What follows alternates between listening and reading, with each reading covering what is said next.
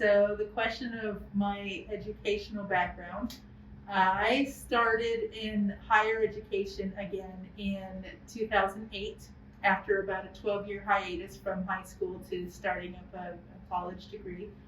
And I began at the community college level, and I started an in-person school, and then within a couple of semesters, I changed to online school for the most part. Very few classes were actually in person, most of them were online. I received an AA, an associate's degree in psychology, and a bachelor's degree in sociology. And then I moved on to a master's degree in organizational leadership with a background in business ethics. And after I finished that would have been, I think that was in 2015. And I wanted to look for a doctoral program, and I was not able to find one at the school that I had previously gotten two of my degrees. And I wanted to see what was else around and what else I could get a doctoral degree in.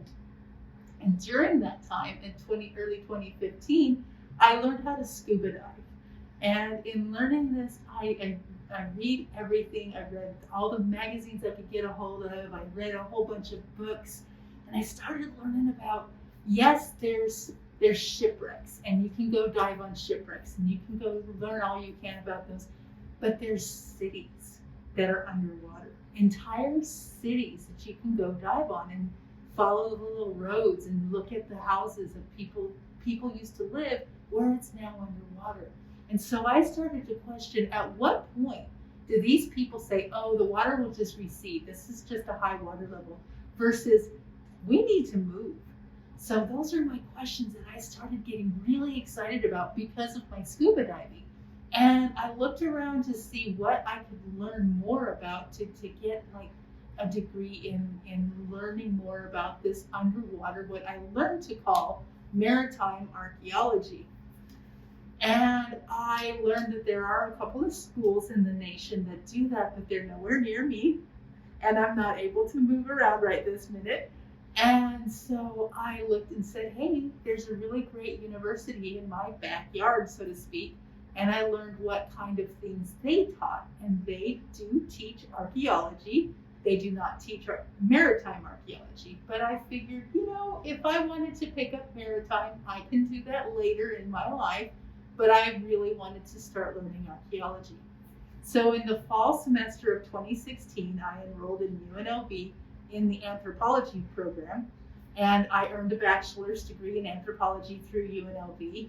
And then I was accepted as a master's student, and I just defended my thesis for my master's, so I will graduate in the spring semester of 2022. But I, as of right now, I have my master's. Which is awesome, in archaeology. And between myself and my advisor, we decided not to go the doctoral route. It's just something that with the changes that I have decided for my future, and I want to stay in the museum world, it's something that I don't really need right now. For the kind of museum work that I want to pursue, it's not a requirement. And so I don't want to put in that extra time, effort, stress, all the things that go into getting the doctorate if I don't really need it. But I'm really glad that I have my master's now in archaeology. And so in summer of 2018, when I had just started my master's work at UNLV, my graduate work started in the summer of 2018.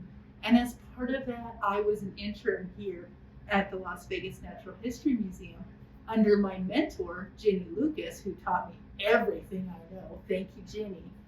I will say that every single time. Thank you, Ginny, for everything I know. So she brought me in as an intern, and I started working on a project, and she taught me things about how the museum works and how object handling and labeling and all of the things that goes on behind the scenes at a museum. And I was in the right place at the right time to step into this position when she got a job, a better job that she wanted to move on to. And so I stepped into this position, and I've been here ever since. So officially, I've been here since December of 2018. And it's been a really great position for me. It's basically tailor-made for me, the type of thing that I like to do. All of the things that other people get a headache over with the organization and the paperwork and the where is this object, and that's the kind of thing that I love to do. And so here I am, and I'm happy in this